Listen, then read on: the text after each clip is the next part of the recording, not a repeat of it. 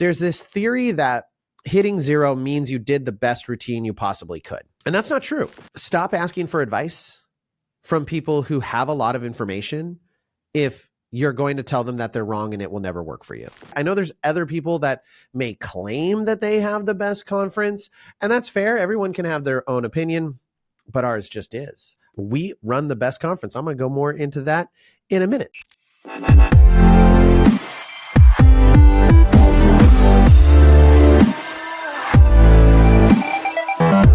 Hello, everyone, and welcome to another episode of the Cheer Biz Podcast. I'm your host, Dan Cotton, and today we are going to be doing hot takes with Dan. I'm going to be getting into some questionable opinions, some things that are just on my mind, be it cheer, business, coaching, all of those different things. I'm going to be laying them all out on you. Some of them are going to be things you maybe heard me say before. Some might be real hot takes. The high likelihood is there's going to be some people offended by this podcast, but I need to change it up. I need to do something different. So before we get into the episode, make sure you've gone over to Cheer Gym Owners and you have liked our Facebook page there if you're a gym owner, and you have gone over to All-Star Cheer Coaches and Owners, where you can engage in conversation if you are a coach or an owner with a bunch of other like-minded people. Ask questions, get great answers, and be able to have me respond to your questions and things like that directly on that Facebook group. If you are looking to take your gym to the next level next year, get signed up for the Next Gen Academy. Get yourself a coach who can help you dial in all of your systems, help you turn your business into the profitable business your clients, your staff, everyone deserves it to be. And if you want to check out the Academy without fully joining, you've got to get signed up for a conference in Dallas, June 20th through the 23rd. It's going to be the best conference in the industry. I know there's other people that may claim that they have the best conference, and that's fair. Everyone can have their own opinion, but ours just is. I know it. That's my first hot take. We run the best conference. I'm going to go more into that in a minute. So that'll be my first hot take I dive into. Get registered for our conference. You are going to love it. So let's talk about why we're doing this. So if you've been listening to the podcast, I'm recording this at a time that the last few episodes I did were all really surrounding NCAA Nationals and what occurred there, the incident during NCAA. And I need to change it up. I need to change it up to something a little more interesting. And I don't feel like I've had the opportunity to dive into some of these things this season. And a lot has been happening aside from that singular event. So I've got some hot takes. I've got some opinions. I may even throw in an opinion about that whole process and what happened there, because I'm just going to lay it all out there. We're going to get into it. So number one, I said my first hot take was going to be that we, next generation gym owners, run the best conference in the industry. And I'm going to tell you why. Now, I think there are a couple other conferences that do a really great job too, but are maybe just a little bit different. So for instance, Spring always ran an amazing conference in Canada, especially for coaches. It was a very skill-centric, industry-centric conference, and mad respect for everything they did. And they always had some amazing speakers. So, definitely the hat tip to them. But the reason I think that we run, bar none, the best conference in the industry is we uniquely touch on every critical component of the cheer and youth sports, after school sports industry in a way that no one else really does. Obviously, we lean a little more heavily to the business side. We talk on how to run a business, how to, grow your company, how to do your marketing. We talk about how to manage staff. We have classes for owners. We have classes for managers. We have classes for directors. We have how to sell better and all of those kind of classes. But then we also have really fantastic skill classes with amazing skills coaches. This year, we added in the ability to do hands-on spotting training. We added the ability to do first aid and CPR training at our conference. So you can actually get certifications while you're there for your staff. We also have the best vendors in the industry come to our conference. And every year our vendors say, this is the best conference. This is the best conference for a vendor. It's the best conference for attendees. People leave our event with more actionables than any other event you go to. There may be other events you go to where you may listen to some really amazing speakers who just inspire you. But in terms of going to an event that is potentially going to long-term change the entire trajectory of your business, of your competitive cheer teams, of your staff's lives, of your lives, no one does it like NextGen. And so I know with every fiber of my being that Next Generation Gym Owners does host the best conference in the entire industry. We just do it. And it's because we come from the perspective of being active gym owners who also are active in other elements of the industry. So we kind of see it from all angles. We still are active coaches. We're still active gym owners. And we have what we run with NextGen. And then I have what I do with dream camps. And Rihanna has what she does with competitions. And Danielle has what she does with after school and summer camps and like all those other amazing products that she puts out there. So like we have the gamut, and it really allows us to create an amazing experience. We also have some really cool partnerships this year. Those partnerships, I think, are going to be absolutely critical to continuing to elevate our conference to being the best in the industry. So that's hot take number one. Hot take number two is non-tumbling teams shouldn't be eligible for paid bids. Now, I'm going to let that seep in for a second. And some of you probably applauded and said, woo, yeah, preach, sister, or whatever it is people say online. And some of you said, how dare you? I'm going to go into why. Okay. I do not think non-tumbling teams should be eligible for paid bids for a couple reasons. Number one, and maybe they should have their own set of paid bids, might be acceptable there, but there are a lot of non-tumbling teams getting paid bids this year, like more than I've ever seen. Number one, they're international. So these are teams that are getting bids in the US that are competing in the international divisions at USASF, and international divisions are very hard to advance to finals on. So these teams are getting paid bids. They are taking those paid bids from like senior, tumbling level 6 teams. I was going to say true level 6, and that's not a fair statement, or level 7 teams with tumbling. And I don't love it. And I don't think it's not an apples to apples comparison. Yes, they're both doing cheerleading. Okay, fine. But you're not doing the same cheerleading. One is, in my opinion, much harder. To do a tumbling routine is harder than doing a non-tumbling routine. They don't have to jump. They don't have to tumble. Those things tire you out. There are also other areas where you can lose execution points. So now teams that are doing tumbling and have to hit those ranges and get those execution points and do all those things, they have more opportunity to lose points, are having to go against teams that only have to hit a routine. So only have to hit their stunts. And even then, even if they have a deduction, oftentimes it doesn't impact them enough to really take them out. So I'll give an example, because at one of the events I was at, and respect to them, I'm not saying anything bad about this program that took a paid bid at an event we were at. And we didn't hit on day 2 and we hit on day 1. They didn't hit on either day, because on day 2, we had, of our tumbling skills we had to throw, we had one too few for being on advanced or elite, because one of our punch fronts threw, it was a really bad punch front. She didn't go for it. And one of our girls who does a couple double fulls, she didn't throw those double fulls. She just wasn't feeling great that day. And there was one other skill that we didn't get credit for and didn't throw for some reason. I can't remember exactly what it was, but there was 4 total skills that didn't happen. And because of that, we didn't get our 0.2 driver. And it also impacted our execution. And we lost the paid bid by less than that 0.2. Because if we got that 0.2 driver, it would have been 0.4 on the final score sheet on day 2. And so that 0.4 off took us, we would have gotten the paid bid if we had just thrown one more skill. Oh, we had a whip full that was going, that the whips were off, and so she didn't do her full. And so we missed those skills. And if we just had one, we would have gotten the paid bid. but we lost the paid bid to a team that doesn't have to tumble. They don't even have to do that. So I don't think that it is fair to compare non-tumbling teams to tumbling teams. I just do not think that that makes sense when we're looking at bid distribution.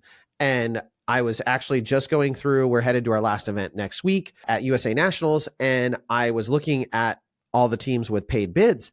And it's like almost every single non-tumbling team I felt like had a paid bid already.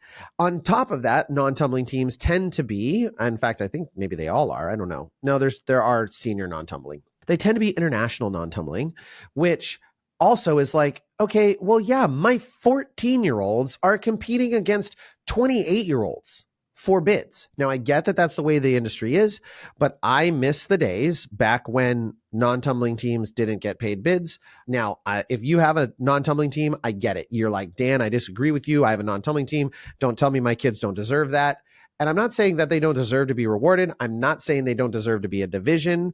I'm not saying any of those things. I just think we need to figure out a better process for the paid bid distribution because we're not comparing apples to apples. And it's not fair. So I know I started with the hot take of they shouldn't be eligible. Maybe there's something to work out there, but I personally don't love it. Number 3, and I'm kind of making these things up off the top of my head, but those are 2 hot takes that have been kind of prime on my mind. Number 3, we need to take the emphasis away from the zero. I've said this before, and I'm going to dive into it again. So we talk a lot about hitting zero and hitting zero and hitting zero and how it's so important. And we hit zero, we celebrate that they hit zero and blah, blah, blah, blah, blah. There's this theory that hitting zero means you did the best routine you possibly could. And that's not true. You can hit zero and do a really, really bad routine. You can have nothing synchronized. You can, not pull the correct body position so you don't get elite credit. You can even omit skills and it's not a deduction. So it is entirely possible to hit a zero deduction routine and score like an 83. So just because someone hits zero isn't necessarily something that has to be celebrated. Now, am I saying that I don't love to see that we hit zero deductions on the score sheet? No, I do. But I've also been trained to do that, where I prefer be able to go, man, we did a great routine. This was exemplified for me by my team this last weekend.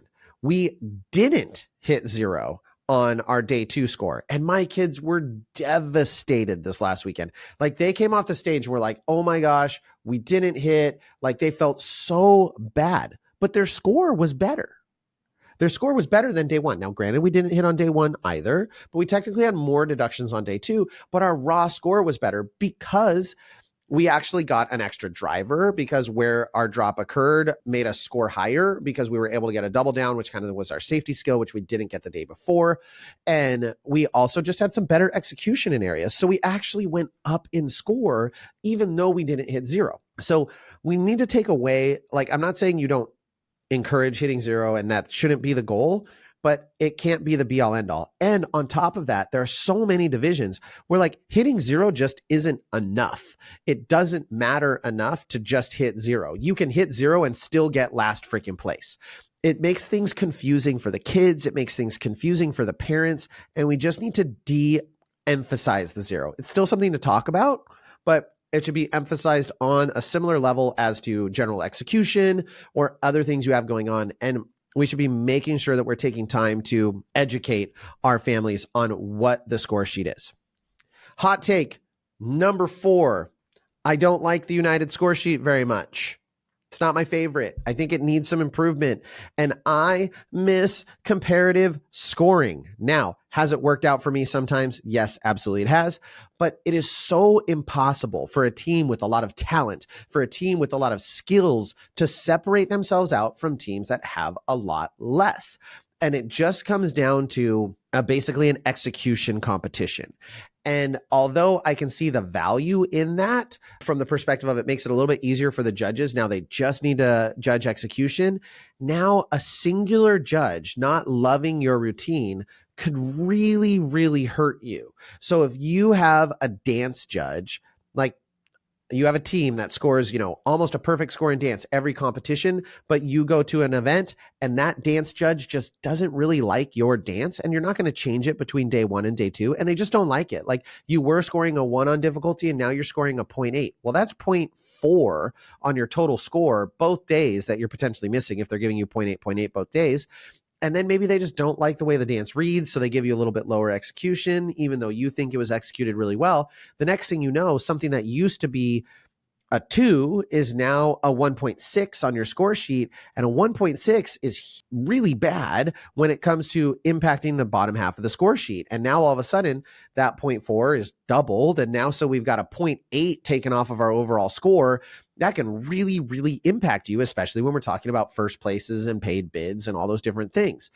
And so because we don't have any ability to like separate ourselves out on the other areas of the score sheet, it makes it really, really hard to like set yourself apart. It just makes it really hard. And so I'm not a fan of where we've gone with United. Now, from a coaching perspective, I like that I just know I need exactly these things, like boom, boom, boom, I'm all set. I also don't love like the kind of like you either got it or you don't number stuff.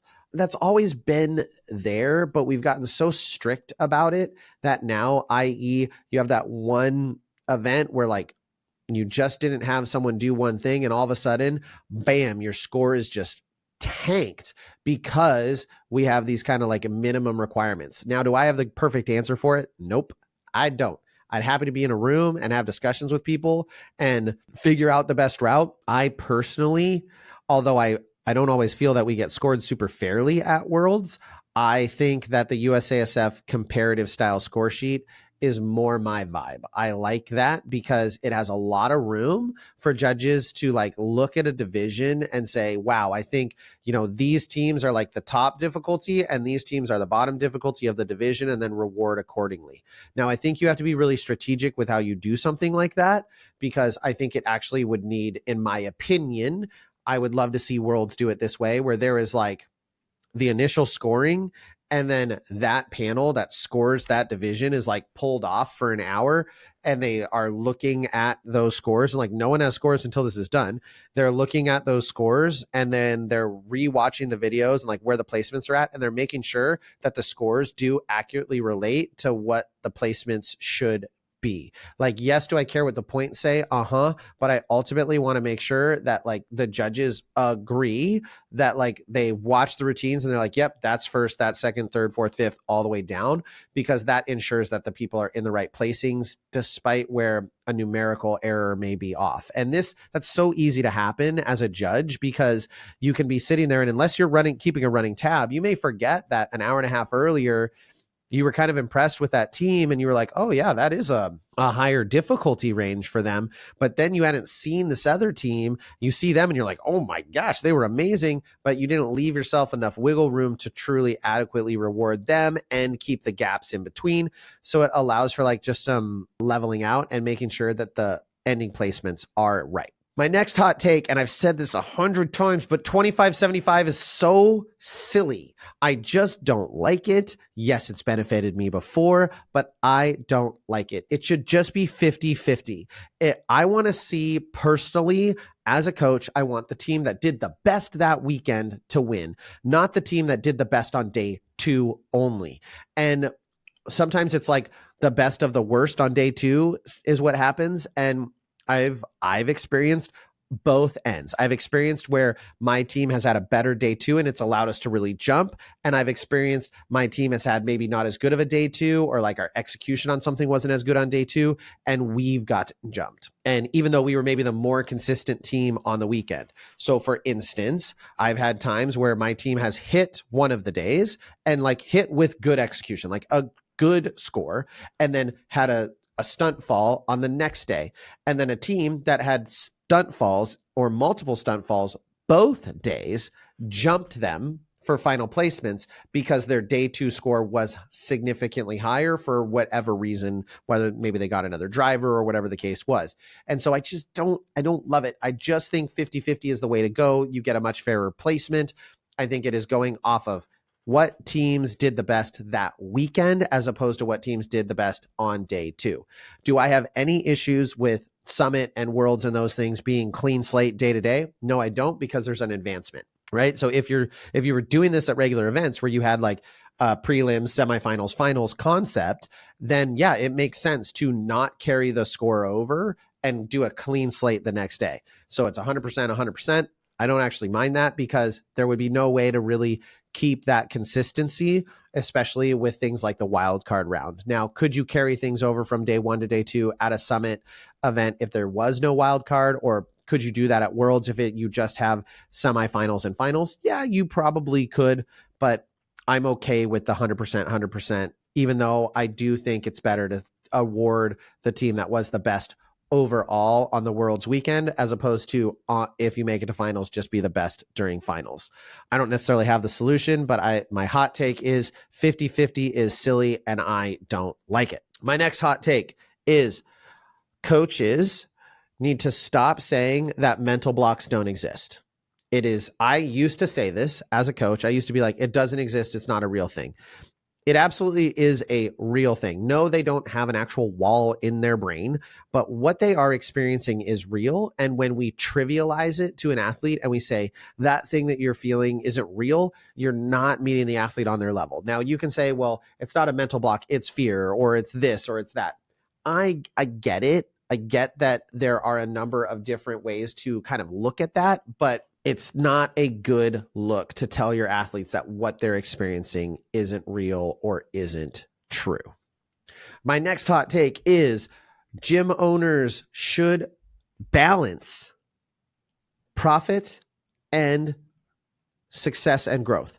There are times where I know, and this is, you guys are going to, if you've listened to me for any length of time, I'm sure Danielle's going, wait, Dan, what are you saying? Because I literally wrote the pricing book and I am Mr. like, charge what you're worth, make sure you set your pricing correctly. Don't do a bunch of things for free. Like make sure, don't do sibling discounts, like do all of those things. But I am telling you that there are times to invest in the growth of your company and offer things for free. There are times to use something of high value that you can give away for free to get people into your program.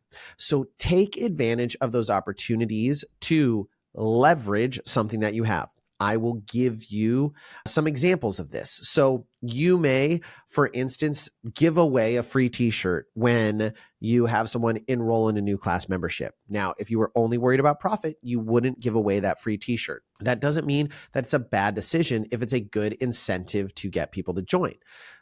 You might also be like, oh, well, Dan said don't do discounts, so I can never discount anything. No, use discounts as a lever to incentivize people to register. But just make sure you're not discounting yourself out of profit, or that you know that your lifetime value of a client or your lifetime profit of a client is worth it. And it's going to offset that potential initial loss up front to grow your revenue.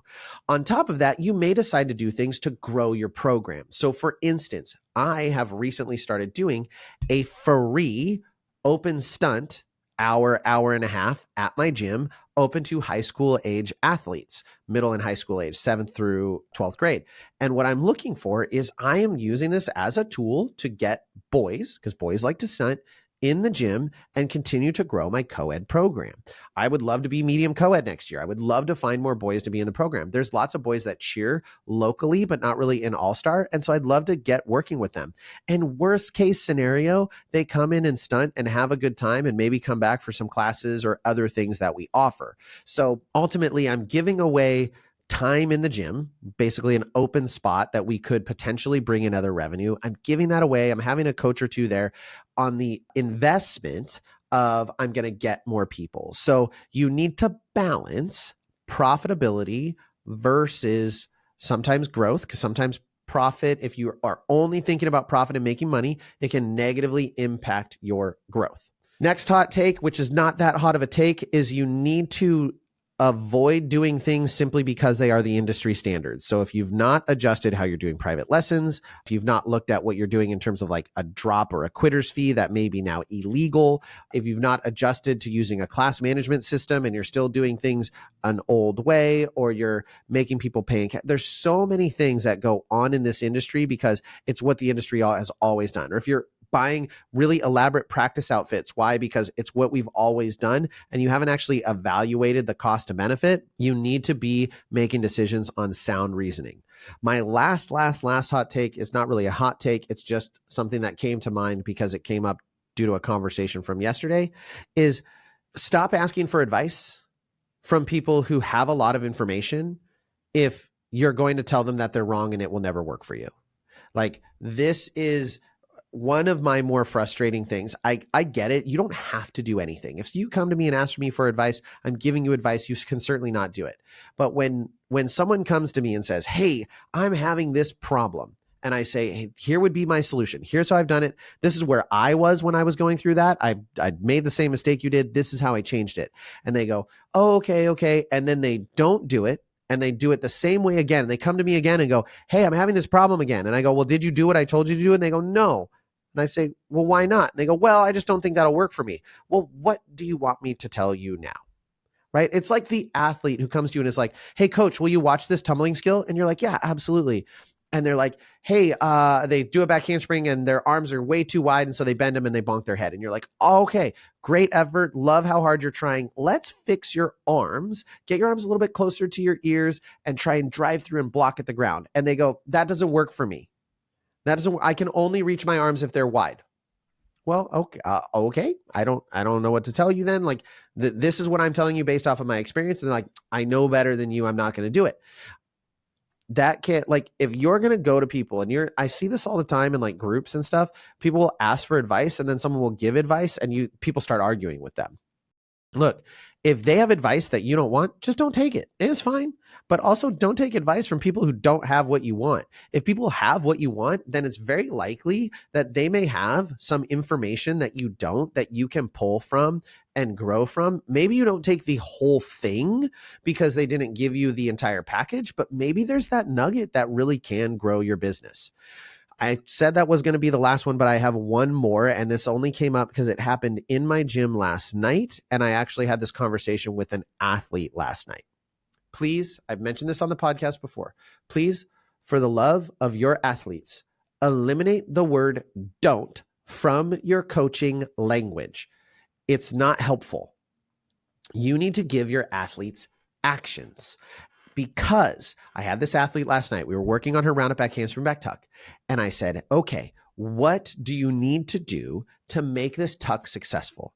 And she said, don't throw my head back. Don't kick myself in the booty. And I said, pause. I want you to use action language as opposed to things not to do.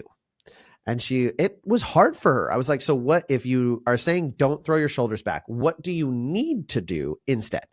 And then she figured it out. And same thing with the kicking yourself in the booty. And I said, look, we need to focus on what we're going to do, because in the moment, it's too hard to backwards engineer what the opposite of the don't is. So your brain just is only hearing kick booty, right? It is much more difficult for them to backwards engineer it. So when you tell your athlete, don't do something, you're expecting them to know what the do action is. So when you're coaching, use do language. Tell them what you want to happen. And if you say don't, it's okay. Say, don't throw your head back, and say, instead of throwing your head back, I want you to find something to see. Look at your toes when your feet are hitting the ground out of your back handspring. Or don't stick your booty out in your stretch. What I want you to do is really think about pulling your hips underneath you and lifting up and through your stretch, lifting your chest. Give them some sort of actionable content post the don't, if you make the error, which I still do all the time. And I've been preaching this for a decade. Don't language is very ineffective from a coaching perspective. All right, everyone, this has been a lot of minutes of my hot takes and my opinions, but these are things I just needed to get off of my chest. I hope you enjoyed it. If you were offended, I'm sorry. You know I love you, and I'm saying everything from the heart, and because I want you all to be successful. I want this sport to grow. I want us all to be better for it. So thank you for joining me, and I look forward to the future episodes. And with that, we'll catch you on the next one.